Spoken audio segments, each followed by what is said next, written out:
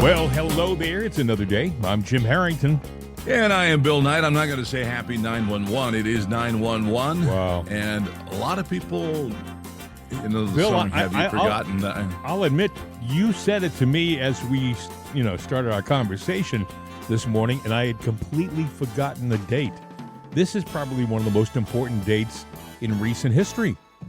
Right, it is, and we should never forget. But then again, look what's happening to our country. We played it over the weekend, Trump, getting really teary-eyed over the fact that in just 2 years, we have torn down this country. Actually, it was being torn down before Trump was in office by, Joe Biden and Obama. And now, there's not much left to what we once had. And it's terrible. Everything that's going on, there are threats on every front. Laws mean nothing to liberals anymore. They just break them. Look at New Mexico, where they've got the ban on handguns, assault rifles, every kind of weapon there is in ammunition. And it's a gun grab. That's what they're doing. And the people are protesting, going, yeah, you're not taking my guns. Yeah, I know. But before we get into that, getting back to that terrorist and the situation that we're in right now, would you believe that we're getting ready to unfreeze $6 billion of money and get it to the Iranians? Didn't we unfreeze some money before and give it to them? Oh, we sent it over on airplanes on a pallet in cash, blocks of cash. Amazing. And so Biden's getting ready to unfreeze $6 billion to pacify the Iranian government. Well, that just put a price tag in yours and my head and everybody else, too. So if you travel abroad and there's a terrorist cell, American, get them there with $6 billion each. These people don't care about this. Bill, let me give you're getting back to the gun thing you just mentioned. In New Mexico, the governor of New Mexico on Friday suspended the Second Amendment.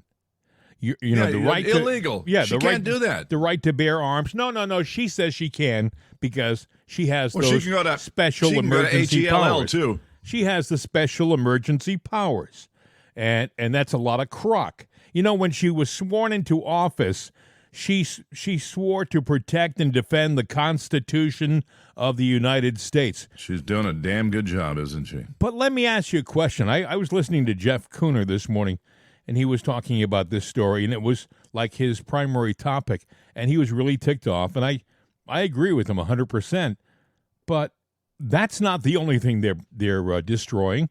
They have arrested. Indictments down in Georgia are against some people who simply spoke out against the legitimacy of the Georgia election. That's free speech, and yet the Democrats are going after that right, too, and nobody's talking about it. Well, they're saying now the narrative, and they always float out there what they're going to do. Mm-hmm. And they're saying that free speech is dangerous. So they are actively looking to take away your freedom of speech. Think about that for a minute. Your freedom of speech. Now, this can not only affect, what you say politically and do politically, but we're having problems in the schools. Have you noticed that we just have an outbreak of transgenderism, and now they want to teach identity and to preschoolers and everything else? Mm-hmm. Well, that freedom of speech that stops at your tongue to your lips. You can't even discipline or scold or correct your child from some crap they bring home from school. So let's think about this for a second. You're a Democrat, are you? And you happen to support this administration and all that it stands for? Let's think about what has happened to our country since this administration has begun, all right? We have no more borders. That's history. A country without borders isn't a country. We have no borders. We have surrendered to the Taliban. We are supposedly the most powerful military force in the world, yet a bunch of guys who have broken pickup trucks and used weapons, they beat us, okay? Because Joe Biden literally, he didn't even pack up the stuff and leave. He just put his troops on airplanes and got out of town and left billions of dollars for the bad guys. And there's no more talk about it. It's like it never happened. You know, there was a time in my lifetime, if we had surrendered like that to an enemy like that, the topic of conversation would have continued. That discussion would have continued for years. I mean, if we had lost like that, can you imagine if we lost World War II to Hitler? Do you think that we would have stopped talking about it after about a year or so, or 6 months? Hell no. I mean, there was a time in this country when people would have been mortified to be so casual about such a terrible thing. But yet we lost in Afghanistan. We didn't leave. We lost in Afghanistan, and now we're over in the Ukraine, and we're supporting a really corrupt government. I mean, you can call it what you want. You can say, "Oh, well, we're trying to beat Putin because Putin's such a bad guy." You know, Putin says he went to the Ukraine because there were territories the Ukraine occupied that were historically Russian. He wanted them back, but mainly he was in there because of the biolabs that peppered the border between the Ukraine and Russia. All along the border, like 40 biolabs, maybe more. They were making chemical weapons and viruses in those labs, and he didn't like it, and I don't blame him. Okay? And also, he didn't like the Azov battalion. He doesn't like Nazis. The Russians have a thing about Nazis. You know, they did some terrible things to the Russians in 1944 and 43. You know, you heard of Stalingrad and places like that? Well, that's what the Nazis did to the Russians, killed millions of civilians, never mind the military people. But they don't talk about that. That's supposed to be forgotten history. No, the Russians haven't forgotten it. So what do we do? We're sending over pallets. We're sending over. I'm looking at the news items that I have on my desk today. We're sending over another batch of money. We're getting ready to send over another $1 billion in aid to the Ukraine. It includes $520 million for green energy. What the heck are we doing with $520 million?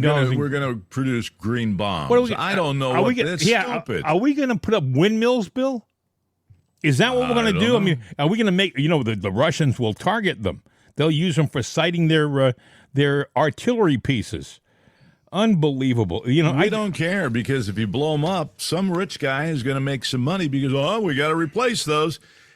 And he doesn't have to pay for them. No. And Joe Biden doesn't have to pay for it. You think he does? Oh, I pay taxes. Yeah, on paper you pay taxes. Oh, no, he doesn't, Bill. He doesn't. If you look at the committee that's investigating him, he got millions and millions and millions of untaxed dollars, money that he never reported, yet they're trying to make that go away. In the meantime, they're trying to go after a billionaire who made all of his money above board. He has already shown his taxes. He didn't want to show his taxes, but he was forced to. And when he showed his taxes, they were pristine. It was like, oh, geez, this guy's taxes are perfect. I mean, they play into Trump's hands, The other side plays. He doesn't want to show his taxes. So they go after him. They figure, we got Trump now. He won't show his taxes. He's hiding something. So they go after him. He keeps fighting. And finally, the Democratic court says, no, you got to show your taxes. He says, okay, here are my taxes. And they were like an example of how to do your taxes. They were perfectly done. There was no fudging of the tax codes. Everything was complete and there. It drove the other side nuts. So you don't hear about it. You don't hear about what happened. I think they don't care whether his taxes are right or wrong. If they're wrong, they're going to really have a field day.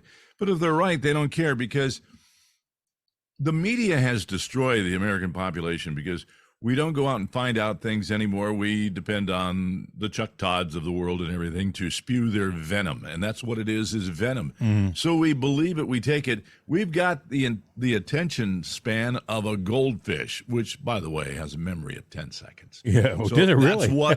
Yeah, 10 seconds. And then it does. You sit there, here, fishy. He goes, oh, look, he's way. I know that instinct as food. And then that's it. I went to a resort that was a timeshare. Yeah. And they said, we don't high pressure anybody here, And if it's not for you, that's fine. We'll shake hands and part company. And when I sat there and asked a few questions at the end, I said, it's not for me. Well, get out of here. Well, what do you mean? I thought you didn't do that kind of stuff. Soon as you leave the table, I'm going to forget about you. Thanks for that. Yeah, but that's how the American public is. I only give that example. You did one of those things where they invite you to come spend a weekend at a beautiful timeshare on the beach and enjoy the sun, and then all you'll have to do is speak at the end of the weekend for about maybe 15 or 20 minutes with one of our pleasant executives. Yeah, I got roped into one of those. I was sitting there going, we got to go through about a 2-hour or 3-hour thing. Well, that was a 2.5-hour thing, and then I'm sitting there going, like I said 20 years ago, I'll never do this again. Yeah. But you know what? Screw them. I had a pretty cheap little getaway, so they didn't make any money on Bill Knight. They didn't make a damn dime, and oh, well. They don't realize that, I know a little besides certain things. I know things about real estate and mortgages and lending and all of that stuff. And I'm like going, boy, is this a sham. You knew their game. Yes. I knew the game, but that's not the point. The point is that we are shallow people. And we've been made that way. We've been taught and raised. Well, it's a fast food society, Bill. Exactly. And that's we eat what they serve us. And if I were you, I'd take a good look at what they're putting on your plate right now, because it's not what you think it is. No, over the weekend, President Trump spoke in South Dakota, and that was where he had that moment where he kind of choked up. Right. But for the most part, he was his jovial self, and he had this to say. Our country is being fleeced and robbed by people that have gotten away with things that nobody should be allowed to. And a lot of the Republicans, and they're great people just period. Democrats too, they feel that things should happen to take care of this. When she went, oh, that's good, nothing will happen. And a lot of people feel that, right? A lot of people feel that's that. That's exactly right. We can't have that. And I hope that's why Steve and his friends, because he's got some great ones over there, but I hope the Senate gets tough, because the House has been working hard, but the Senate under this guy, Mitch McConnell, has been a disaster. And they should immediately defund the DOJ and prosecutors who are trying to take conservatives and Republicans out of political races through indictments and other illegal means. That's what they're doing.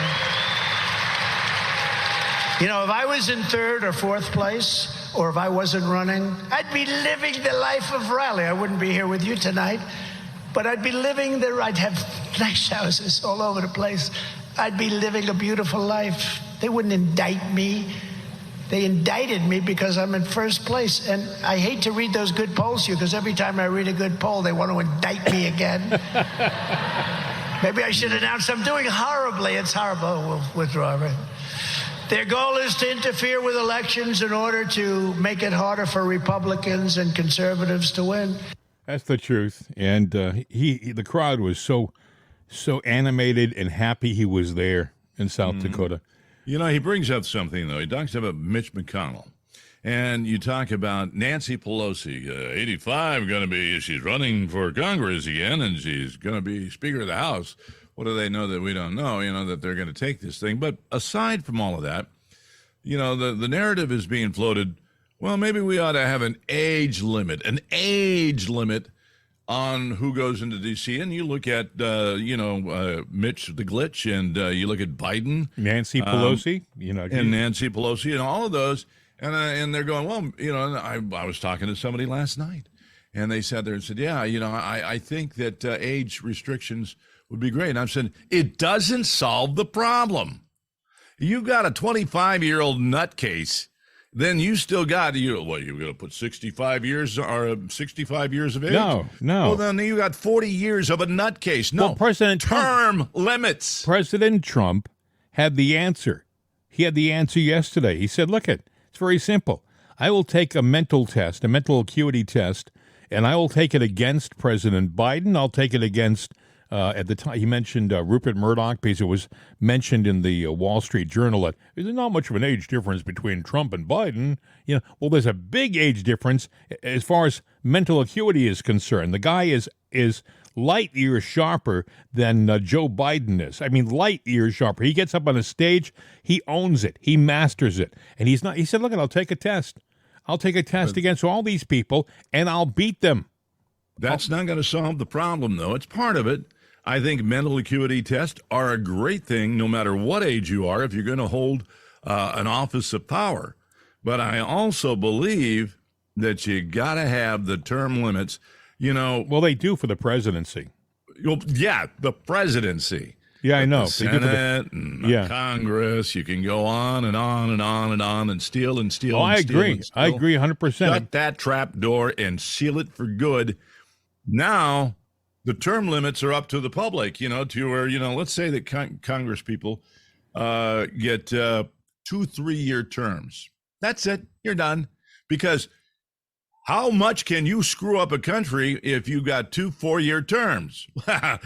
Look what Joe's done in 2. Yeah, true. I mean, no, term limits are the key for every office there is, and nobody should have the major portion of a 10-year run because for a lot of people, that's the remainder of their life, and that is not fair, and that's not what this country is about. But they're getting ready to throw Biden under the bus.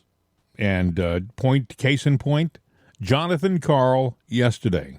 Republican presidential candidates flocked to the Iowa versus Iowa State football game this weekend as there are signs everywhere that the 2024 presidential campaign is already in full swing. And on the Democratic side, this week, President Biden's team launched a $25 million ad campaign. One spot touting the Biden economic record, another dramatically telling the story of the president's trip to Ukraine in February.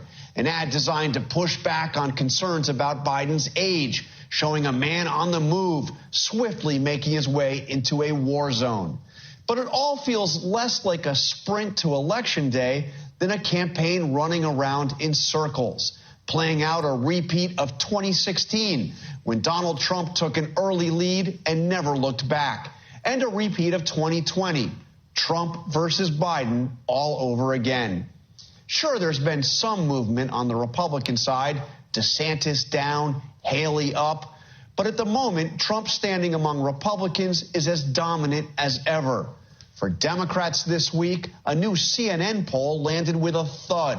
President Biden's approval rating slipping below 40%. And despite all that talk about Bidenomics, a majority saying Biden's policies have made the economic conditions worse. And then there's this. 2/3 of Democratic-aligned voters say the party should nominate someone else, someone besides Biden in 2024. This is just the latest indication that a majority of Democrats are looking for an alternative that just doesn't seem to be there.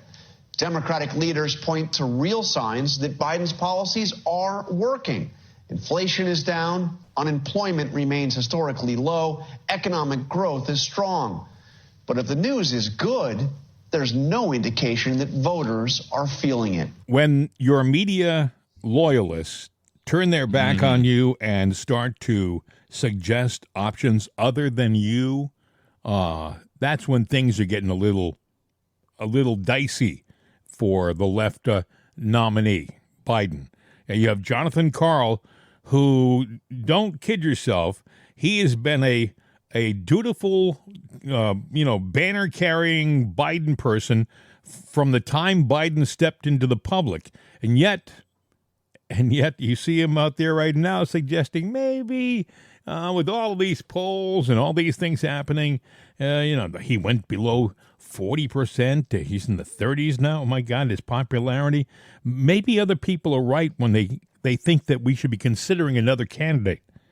But who is it going to be? And when are they going to take Biden out? I see a lot of indicators going out there. Trump got a nice thing over the weekend, supposedly, where a judge finally ruled something in his favor, saying, hey, the things he said while he was president, he's got presidential immunity. Can't use them. And the Democrats, oh, yeah, he can lie all he wants when you're president. Really? Take a look in the mirror with Joe Biden. He's lied before he was president. He's lied during his presidency. He's made up a daughter because it fit his narrative. I wonder if this one does more than shower with him, though, his imaginary daughter. I mean, this guy needs a sick guy. He needs to be in a mental institution. And anybody knowing what we know about him that goes, oh, he won that thing fair and square, and he needs to go back in. You need to be in a mental institution. Well, actually, in all honesty, I think you're being kind sending him to a mental institution, because if he did the things that people say he's done with the Chinese, if he gave them secret information, if he was a conduit, a backdoor conduit between the Chinese and some people on this side, if he was acting as a traitor. And traitors don't go to mental institutions, or they're not supposed to anyway. No, they go to the guillotine. But, Jim, you're being too nice. I'm going to back this bus up. If you're giving him the benefit of the doubt, which normally you should do, but has anybody on the left given Trump, even with, go back to Russiagate. Boy, you had him convicted. He's still a criminal for it. And it was made up by Hillary. That is the so-and-so, I'm not going to say the word, that needs to be buried. It's interesting that you say that. I'll tell you why. Over the weekend, Trump was interviewed, and they said to him, well, Mr. President, are you going to go after these people who have gone after you? Damn right he ought to. Or are you going, and this journalist, and I forgot who it was, or are you going to look ahead to the future and forget what happened? And Trump said, we need to have justice. You need to know the truth. That's what he said, which was essentially him saying, don't think that we're going to forget about anything, because we're going to come back and put some people in jail. And I thought to myself, thank God, from your lips to God's ears, because our country has been torn to shreds over the past 2.5 years. I don't know how we're going to make it to 2024. I still think if we can make it to 2024, we're a tougher nation than I thought. Well, the news likes to talk about the economy and everything is so resilient, but let me just put it in really simple terms. Mm-hmm. Everybody in their life just about has had a weight problem or some kind of health issue, but let's just go with weight. Hey, you're a fine, fit young man. Well, that cheeseburger looks pretty good. I'm going to have that. A double cheeseburger with fries. Oh, I'm thirsty. I need 2 Cokes. Well, by the time you're 30, you're no longer svelte 179 pounds. You're 228 pounds. Well, I'll cut back a little bit. 40, I'm 265 pounds. Then you go, well, you know what? I'm going to lose that weight. It don't come off that easy. It takes longer to take it off than it took to put it on. Well, the damage that's been done in the White House has been done a lot. Some of it's been a long, time coming. Yeah, well, it's been a long, prolonged thing, but Biden put us on the fast track to go into hell. You're not going to be able to jump on the fast track to get out of it. There's things you can do to get the course corrected. But, look at this border thing. You got a judge that sat there and said, well, you know what? The Republicans saying that this is an attack on America. It's insignificant. Insignificant. Well, that's just a word, and it's a word that he's using very casually. And basically, it's insignificant if you are trying to attack America and you want to take down those borders because you want to redefine who and what America is. You have this guy, this head of the Department of Homeland Security for Biden's administration, Mayorkas, and he says things like this. Is our border secure? Our border is secure. Border is secure because we are maximizing our resources to deliver the most effective results to our border with the most extraordinary workforce in the world. Hear that? Borders are secure. Anthony what's his name? Alexandro Mayorkas. I'll get it. Anyway, he's up there in front of Congress, and he's sitting there looking casual, lying to the Senate questioners. They're examining the guy, and he's just saying, no, the borders are secure, everything's fine. In the meantime, all you have to do is pick up a paper down in Texas or someplace, and the front page you'll see, hordes of these invaders coming into our country. All you have to do is talk to the mayor of New York, who's complaining last week that he has more than he can handle, these illegals. This, by the way, is the guy who 8 months ago was bragging that it's a sanctuary city and aren't we cool? That's essentially what he was saying. Hey, we can handle anything. The borders, illegals, they're not really illegals. They're coming here for asylum. No, they're coming here and they're breaking the law. And now you're suffering in New York. Biden signed actually a proclamation or a law that says we can't call them illegal aliens, invaders, or anything like that. No. These people now, by the legal definition, are undocumented? Seekers? No, undocumented non-citizens. Horse pucky, they're illegal aliens, and we have a right to free speech. No, you don't. Yeah, we do. No, and we also have a right to carry if you have a permit. But no. Oh, Jim, you're going to put yourself in jail. I know I am. What can I say? Hey, speaking of politics, this guy in New Jersey, Chris Christie. I don't know what his very dull boy. I don't know what his game is. And he was the guy who, during an election, a presidential election. When they had Hurricane Sandy and it hit New Jersey terribly. When Obama came by to see the damage, I thought that Christie was going to go into a full court embrace. I thought he was going to maul Obama. He was so happy to see him. They were almost holding hands on the beach. But that's another story for another time. But he's supposed to be a Republican leader, so he's spending more of his time going after Trump. He's supposed to be a candidate for the presidency, but his real goal is to try to diminish President Trump. This guy is not on our side. He's not on the side of the Republican Party. He is out to diminish and to attack President Trump. And here's what he said over the weekend on Fox News. Listen. The general election. Both sets of people we need to win a general election as Republicans, and Donald Trump cannot win those people while he's under indictment in 4 cases. But secondly, let's look at the conduct. This is a guy who stole classified documents from the White House, hid them from his own lawyers, hid them from the government for 18 months. And on January 6th, he told those folks the election was stolen. That's a lie. He asked them to march up to Capitol Hill. Said he would walk with them, but Howie, you and I both know that Donald Trump has a risk of breaking a fingernail. He's not going to take that risk. He sat in his office for 3 hours and watched the people that he had lied to and sent up to Capitol Hill desecrate Capitol Hill. Now, I just think that's conduct that's beneath what we should expect from a president of the United States. And if you don't think that these charges and that conduct are going to be a major focus in the general election if we nominate Donald Trump, you're kidding yourself. And we're going to lose. And that's going to mean huge government, even more out of control than it is today, with a feeble president of the United States being dictated to by the worst elements of his party. But did Trump defuse your strategy of going toe-to-toe with him by staying off the debate stage and saying, since he's got a big lead nationally in the national polls, that he is not going to do any of the debates?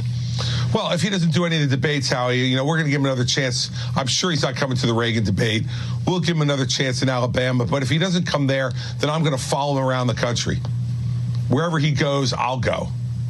And we'll wind up talking to each other one way or the other. And he knows that's true. You're going to change your travel schedule to go where Trump goes, just so I'm clear? You bet. Okay, Vivek Ramaswamy. Chris Christie, the stalker. Unbelievable. He's going to follow Trump around the country. This guy he's sick. He's a sick guy. he's not going to. He has about as much chance of being president as I do. He has. I think he's down about under 2%. He's not worried about winning it. He's worried about trying to derail Trump. If you go back to the original debates, Trump made minced meat out of this guy. And you know what? You know, he talks about Trump being dirty this and Trump being dirty that and the boxes of documents. Well, yeah, Christie was a prosecutor, but not all prosecutors are good people. And you learn laws. You know, there are a lot of things that are regulated, but you got bad players. He's a bad player. Mm-hmm. He should be investigated because you're going to find out the Pillsbury Doughboy has done a lot of things that have been questionable and illegal. Yeah. And so, you know, all right, Christie, let's get somebody, you know, there's something in New Jersey. There's something in New Jersey called Bridgegate. Essentially what he did was he used his position as governor to go after a mayor in, I think he was the mayor of Fort Lee, New Jersey. I could be wrong. Right. But he essentially decided because this mayor of Fort Lee wasn't going to endorse him, he was going to punish the mayor politically. He also punished him by causing traffic jams around his city. He literally made it. He put up cones and barriers. That's a Democrat. That is a Democrat. Exactly. Well, like I said, when Barack Obama got off the helicopter to walk on the beach, he just about mauled the guy. I thought they were going to have a romantic embrace on the beach. And you got pictures of them. It looks like they should be holding hands. This is a guy who he's going to follow Trump around the country. I'd have him arrested for stalking. You're pretty meticulous. You pay attention to details, right? I try to. You know, and visuals. Mm-hmm. All right. So there was a news reporter the other day, I forget his name, but he was talking about the documents of Trump, and he brought out a box. Mm-hmm. And he goes, the documents that we're talking about that are in question, because it just seemed that they went from, 11 documents to 12 documents, 14. All of a sudden, there were boxes upon boxes upon boxes upon boxes. But the documents that they were talking about all fit in the bottom of a business storage cardboard box, one box. So, number one, all of that stuff is for show and tell. Now, what would you know about Trump? Would you say that he's a messy guy? No. Or very meticulous? Very meticulous. Okay. So, now, you got the box here of 14, the so many different stories, and it takes up maybe not even 1 inch of paper stacked in it. All right? Yeah. But then they show this storage room in Mar-a-Lago. Oh, I know. Go back and look at it. The boxes are all sitting there, not neatly stacked, and there's garbage on the floor all over the place. And I'm going like, if you've ever been to Trump Towers, forget about it. It's not like that. They were always polishing. They're polishing all of the gold. Atlantic City, when I used to go there, even when he was getting rid of the place, maybe the building was starting to show signs of wear, but what they had was polished. He's just saying, all right, that pillar is 40 years old. I'm selling this place. Someone's buying it. That's their job. Keep it clean. Yeah. And there was no garbage on the ground. It was pristine. And I'm just sitting there going, but if you don't know that, you go, oh, that stupid bastard. We got to hang him. That's what the left is doing. And if it was anybody's garbage, well, maybe it was Christie's. I don't know. Jersey, Atlantic City. They're trying desperately to bring the guy down, and they're trying to do it by any means possible. But the thing that gets me is this. I truly believe this. It isn't the outcome, it's the process that they're happy with. It isn't that they're going to win the case about the documents in Mar-a-Lago. It's that initially they show you those 14 or 15 boxes thrown around the floor because that's what people remember. It's like a new newspaper when they issue a headline on somebody, a news story on somebody, and then the next day they retract it. Well, the retraction is like it's like a half a paragraph on the second page. It's not where the initial story was. They didn't come out and put a banner headline saying, "We screwed up yesterday." They hide that. And that's what's going to happen with all of these charges against Trump. They're going to try to make it so when they lose in court. You just mentioned a few minutes ago that Trump had a legal victory over the weekend. Who the hell is talking about that? Not a single person. Now, I'll tell you something. If I were to run for any kind of political office, one of the things that I would do is I would do an immediate crackdown on the media, both over the airwaves, and the media that goes over the internet. I would sit there and push that we license it and we hold it accountable like it used to be with licensed broadcast facilities. Sure. To where, sorry, if you have an opinion, that's an editorial, and you're allowed to do that. But now you opened the gate for somebody to sit there and rebut what you have to say. There was a time, Bill, when if a radio station came out and used its license to attack a citizen, they could be sued for slander. They could be sued for slander for a committee, millions of dollars. Democrats love committees, and I would sit there and say, you know what, we got to have a bipartisan watchdog group that sits there and monitors the media. Let's not monitor the public, John Q. Public. Let's monitor the people that are feeding the garbage out there and keep them accountable and not let them give opinions and false news. You do that, you lose your license. We're on the internet. Fine. You know what? We'll unplug your T1 line. That's it. You're done. You screwed up. Well, it'll be interesting to see what happens if Trump gets in, because he did not say he didn't agree with the reporter who was suggesting that we look ahead and not behind. Forget the things in the past and move forward. Horsepucky. There will be be accountability. If you don't know from whence you came, you don't know where you're going. Yeah. So you've got to go back. You mark the trail. The trail has got a pretty nasty look to it that we've traveled on here recently, but we need to go back and review it and fix and correct our course. You can't just, I've been wandering aimlessly around it to see, but we got a rudder now. We'll just continue going the direction we're going. Hell no. Let's correct this course. Let's fix it. Anyway, a few other things happening in our world over the weekend. Maybe you've heard, we're getting involved deeper and deeper into in the Ukraine. And CNN journalist Jake Tapper, he demanded to know from Secretary of State Tony Blinken whether capricious billionaire Elon Musk should face repercussions for refusing Ukraine's request last year to use Musk's Starlink satellite internet system to attack the Russian fleet in Crimea. I think I have the audio here somewhere on my little... Right there, your little button bar. I have it right here. Starlink is an important part of their success, and as I said, we expect that it will continue to be so.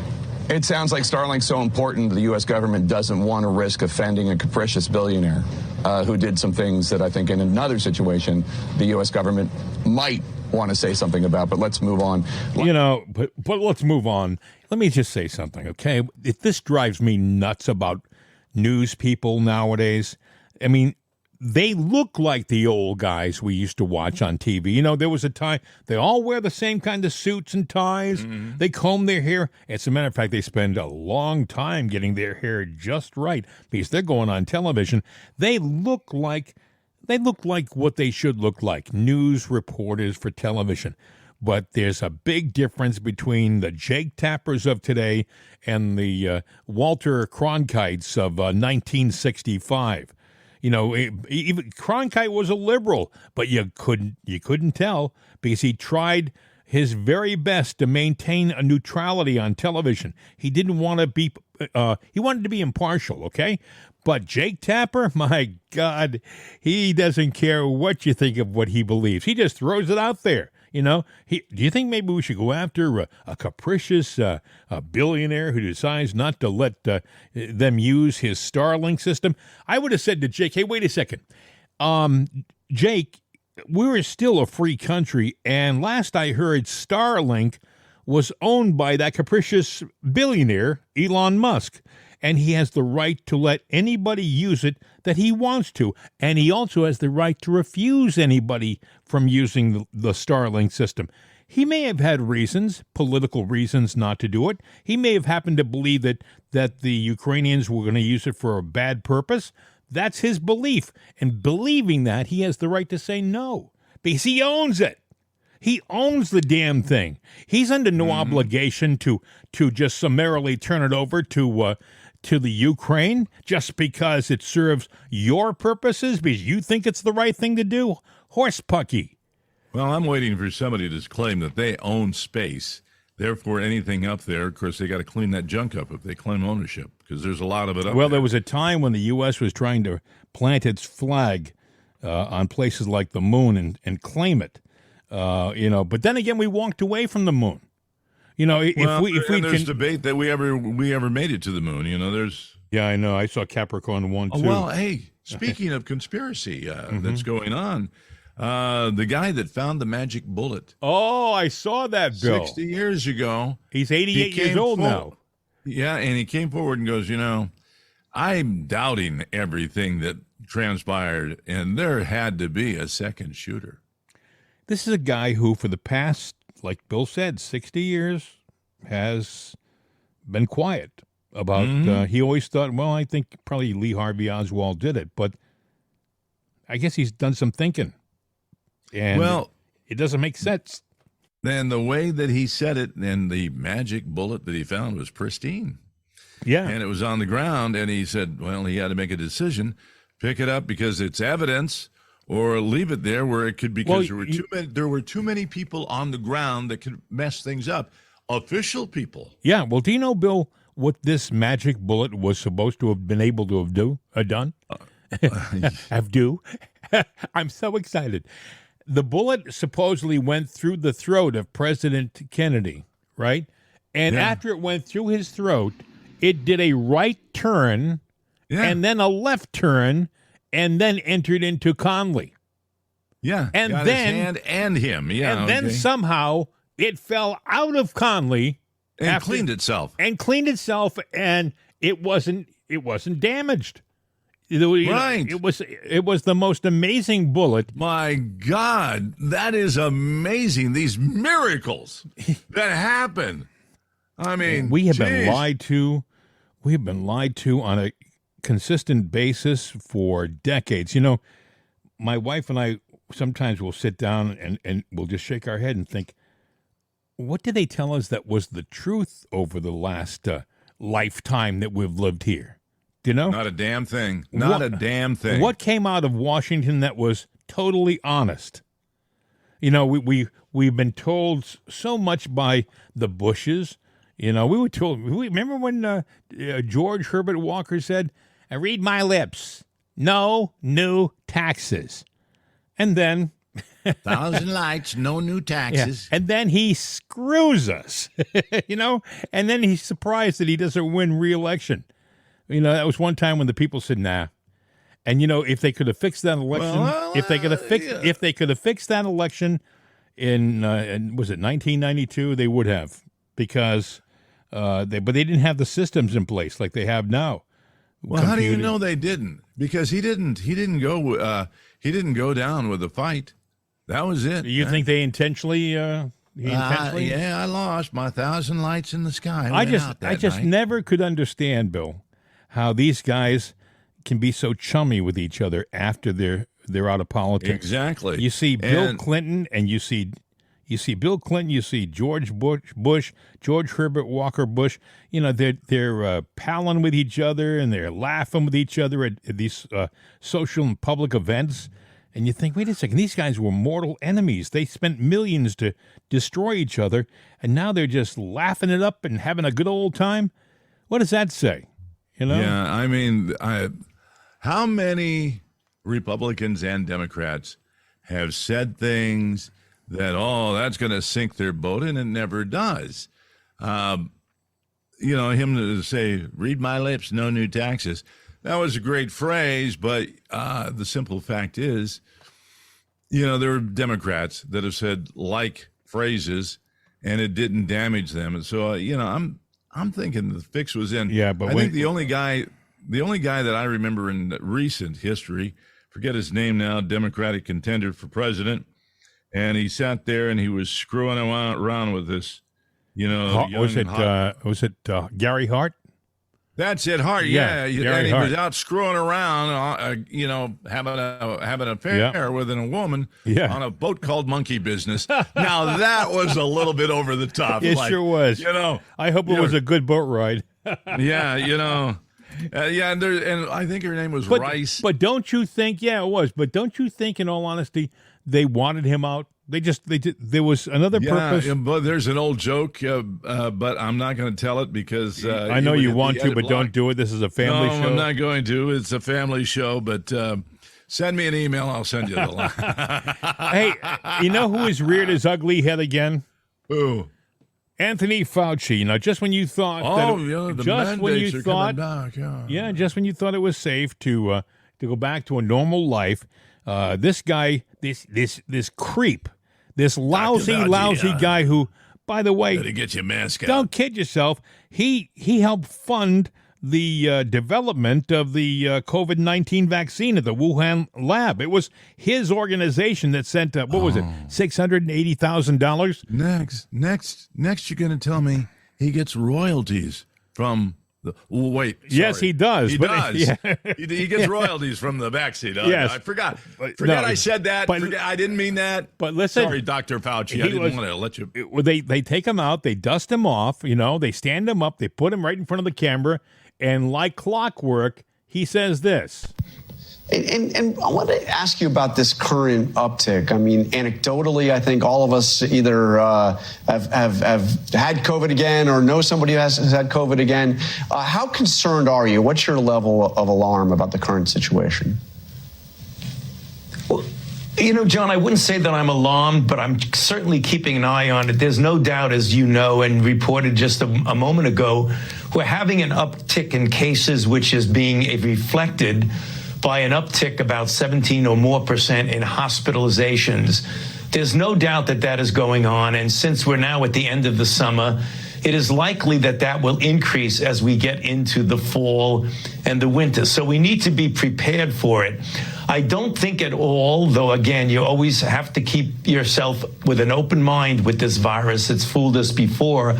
But given the level of immunity that we all have, that you just mentioned, in other words, people who've been vaccinated, boosted, people who've been infected like you and I, where we have hybrid immunity, the chances of this being an overwhelming rush of cases and hospitalizations is probably low.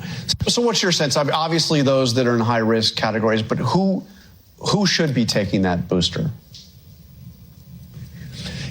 John, I don't want to get ahead of the ACIP and their recommendation. My own personal feeling is that I believe certainly those who are vulnerable, the elderly and those with underlying condition. But I believe we should give the choice to people who are not in the high-risk groups to have the vaccine available for them, because again, we have experience with this type of vaccine in billions of people. It's a safe vaccine. Of course, with the mRNA, there's a very, very, very low risk, particularly in young men, of getting a myocarditis. But if you look at the risk of myocarditis from COVID itself is greater than the risk of the vaccine. Well, what is your sense looking back at all of this? Did masks prove to be less effective than you anticipated? John, some of the studies that are confusing, the study that recently has been now quoted a lot and causing a lot of confusion is this Cochrane study, which even the people who run the Cochrane studies say that study can be misleading because people have commented on that study saying absolutely masks don't work, which is absolutely not the case because there are a number of studies that show that masks actually do work. And there's a lot of confusion when you take a broad a series of studies and you look at them in a meta-analysis.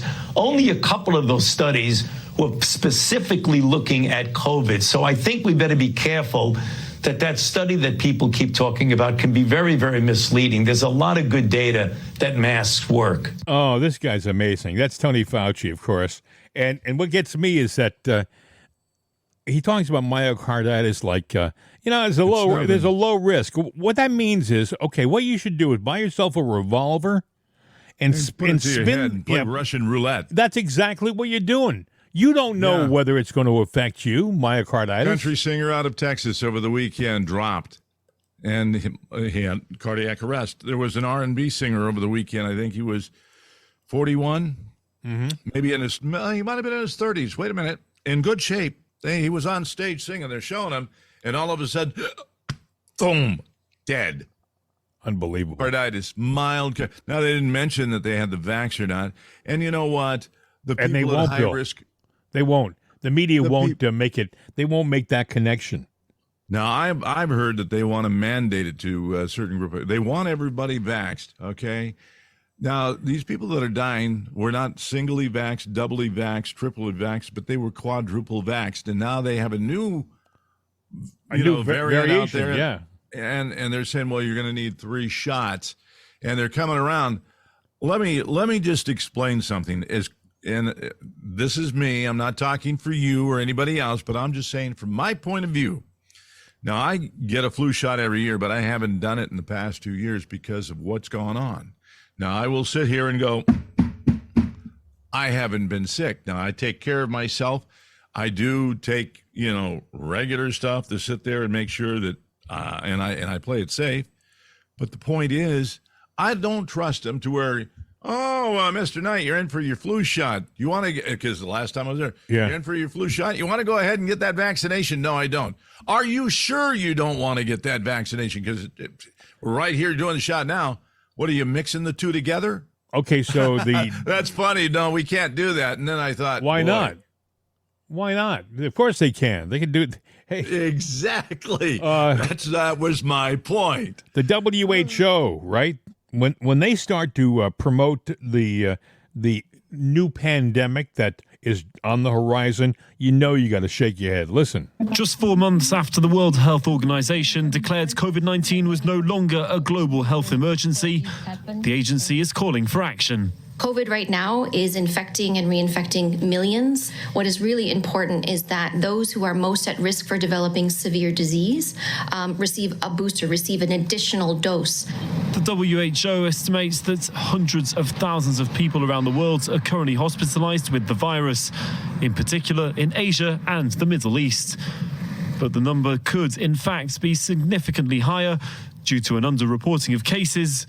And its Director General is urging countries to better share information about its populations.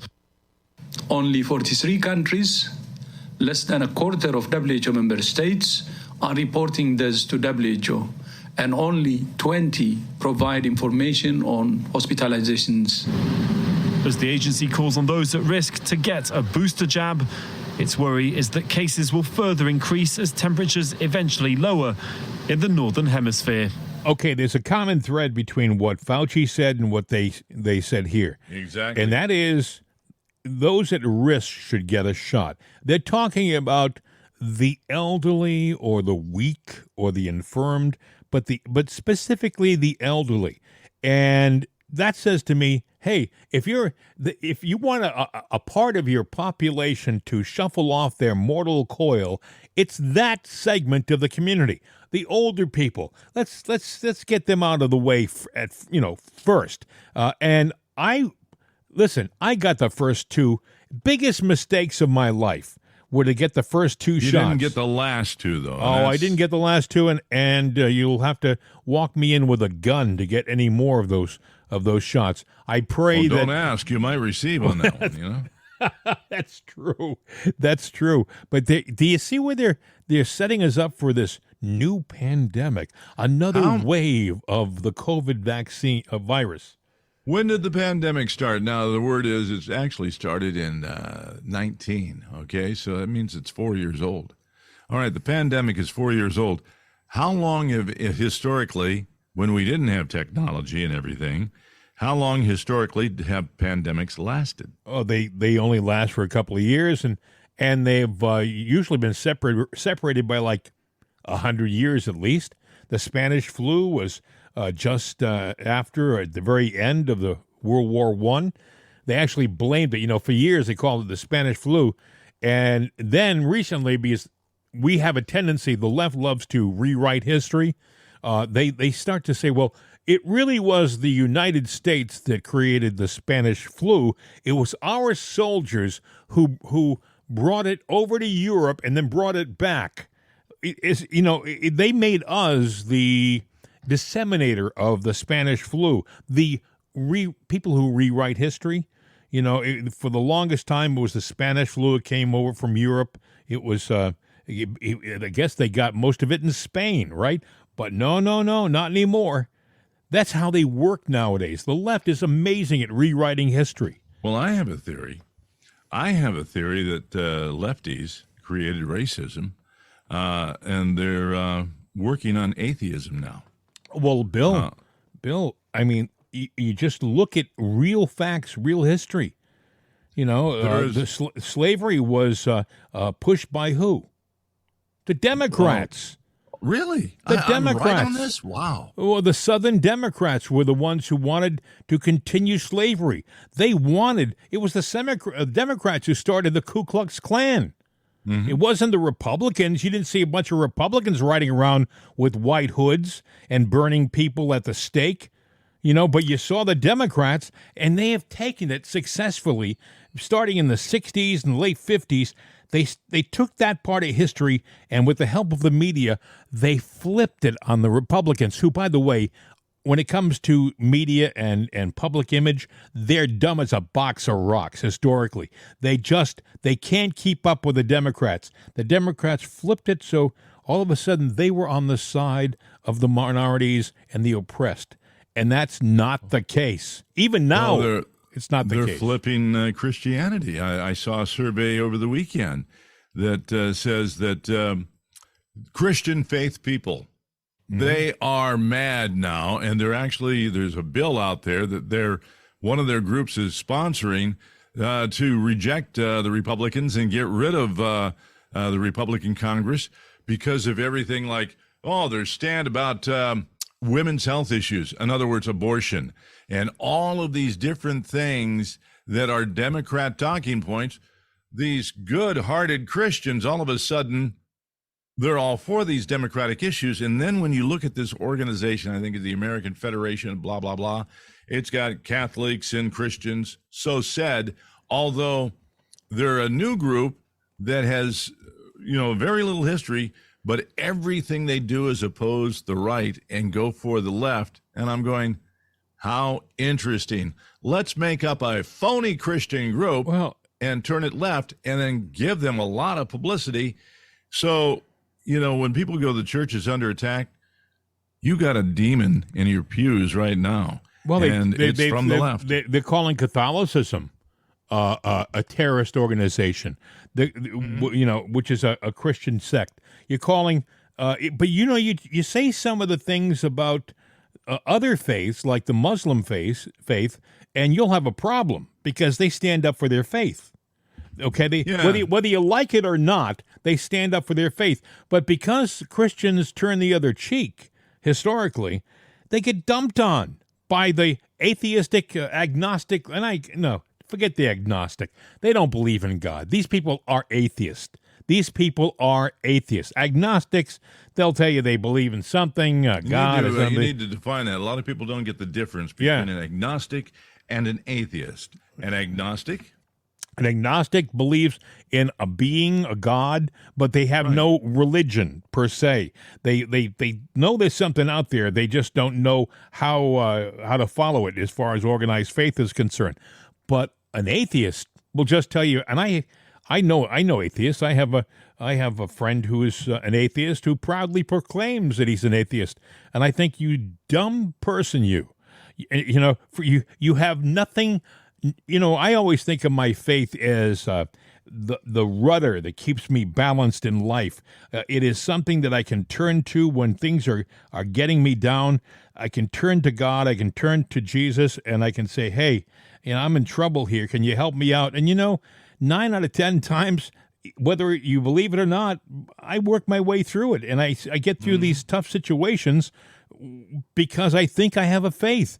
I don't know how somebody who doesn't have a faith can exist comfortably in our world. Well, a preacher will sit there and say, look around you. If you don't see God, you're blind. Absolutely. But, you know, the intelligent people, the scholars of the world will say, well, you know, you look to a greater being that created the heavens and earth. And I'm going to tell you right now, there was a big vacuum, a big void. There was nothing out there.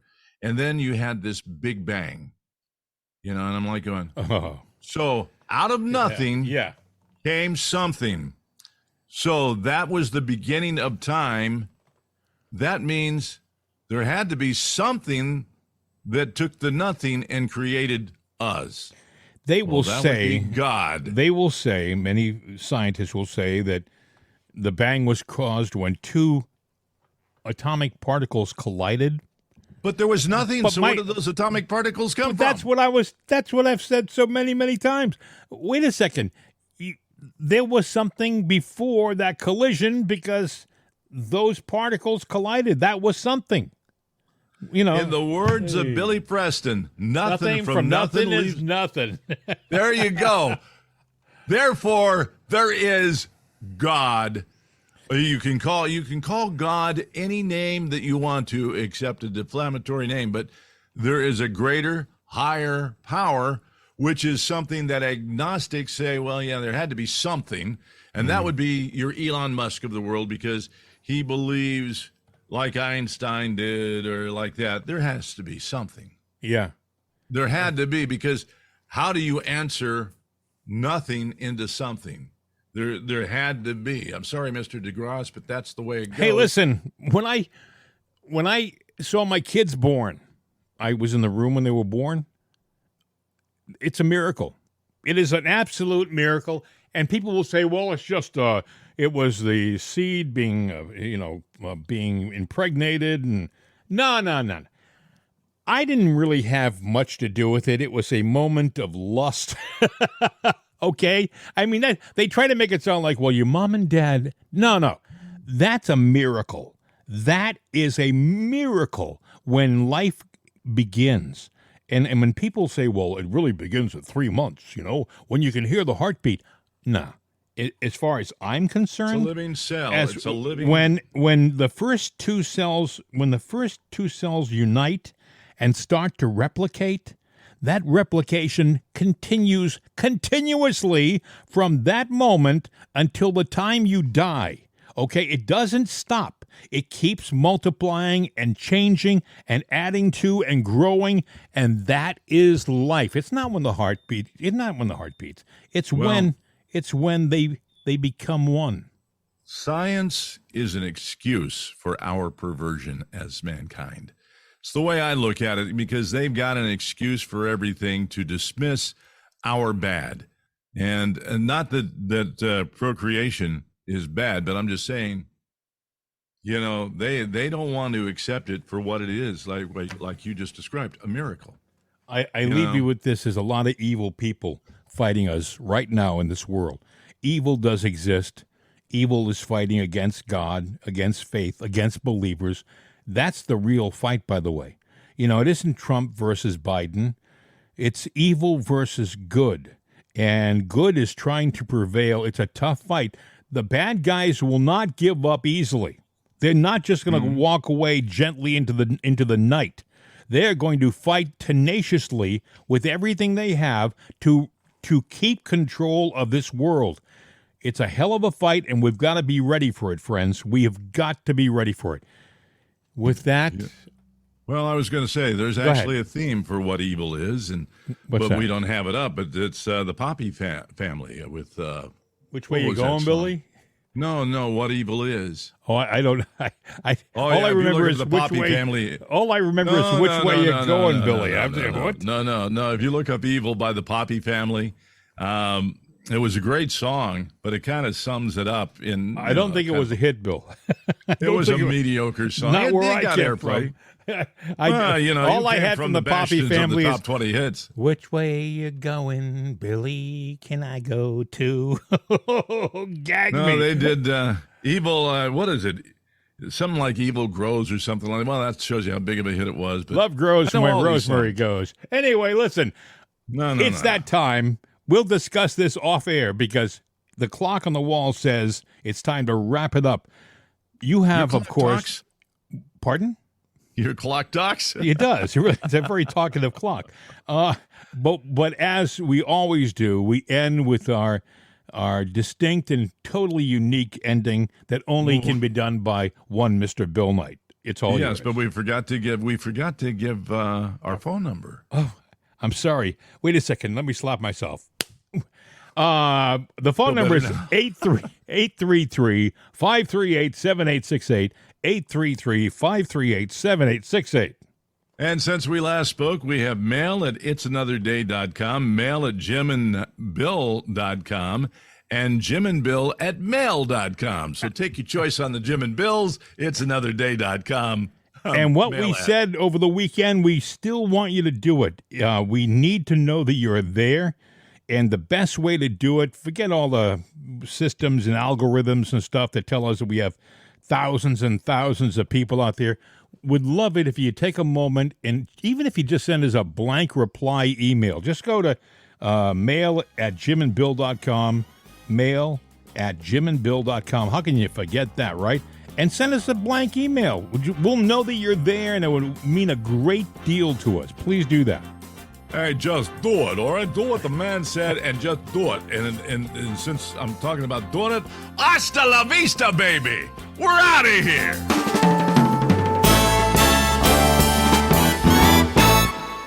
The voice of freedom, CRN America. Johnny Reese is a major league pitcher who always had a talent for striking people out.